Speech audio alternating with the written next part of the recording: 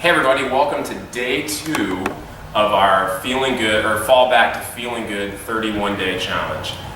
Today we're going to really focus on those of you that deal with shin splints, deal with knee pain, deal with kind of balls of your foot kind of pain, and a lot of times that happens is because the front part of your shin gets really restricted. Like those of you that run probably deal with some type of shin splints, and so most of the stretches that we do don't really address the front part of the shin, so we're going to kind of clean up that tissue.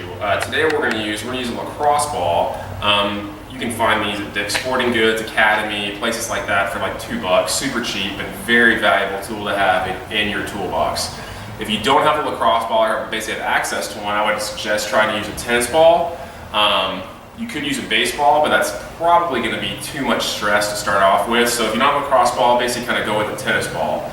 So what we're going to do is we're going to sit down in the box here. You can kind of do this 2 different ways. So we're going to spend about 2 to 3 minutes on basically each leg using the lacrosse or tennis ball. And you can do it, and basically you can do this strategy in 2 different ways. So you're going to take your leg and you're going to cross it over your knee just right there, and you're going to take the ball, and basically here's your tibia bone right here. So you want to stay the outside of that. You don't want to go on the inside, you want to stay on the outside of that and clean up all this tissue right here.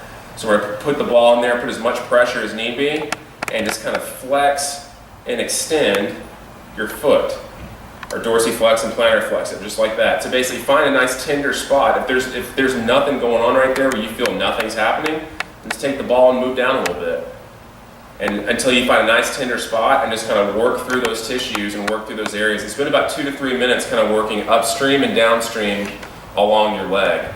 If you feel like that's not something that's really getting into those tissues very much, or you feel like you're not really getting anything out of that, what you can do is you can make this exercise a little bit harder, and you can take the ball now and put it in that same position, but now we're going to add our body weight into it. So basically we're going to take our hips and kind of smash and floss over that lacrosse ball. And this feels a million times worse than what we just did. Ooh, good grief. I'm really tight right there. So obviously you can kind of see just by me doing that for a couple of seconds, that feels a lot worse than doing this. But if you have really tight calves, you have really tight shins, this is a huge game changer for getting more mobility out of your calves and basically your foot and ankle complex to save your knees. So the second piece of that is after you spend about 2 to 3 minutes on each leg, you're going to basically get rid of the lacrosse ball, and this time you're going to basically get on your knees and sit back on the front of your feet. So basically you want to let your feet just kind of expand right there to stretch out all that tissue, and then we're going to take one leg, kind of have that sit up like this, and all we're going to do is kind of scour and kind of move around over our hip, over that foot right there, and like basically you can really feel the front part of your foot really stretching out like crazy, as well as the front part of your calf. Really kind of move back and forth. You add a little rotation if you want to. You can kind of hold on to something to kind of sit back on your hips a little bit, and spend about 2 to 3 minutes in that position, and then basically switch legs.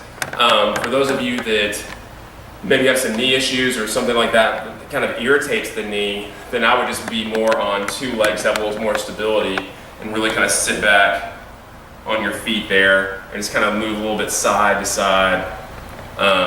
Maybe add a little bit of rotation with your shoulders, really kind of get through those tissues very subtly for about 2 to 3 minutes. So that's what we're knocking out today for day 2. You guys let me know how it goes, and we will see you tomorrow.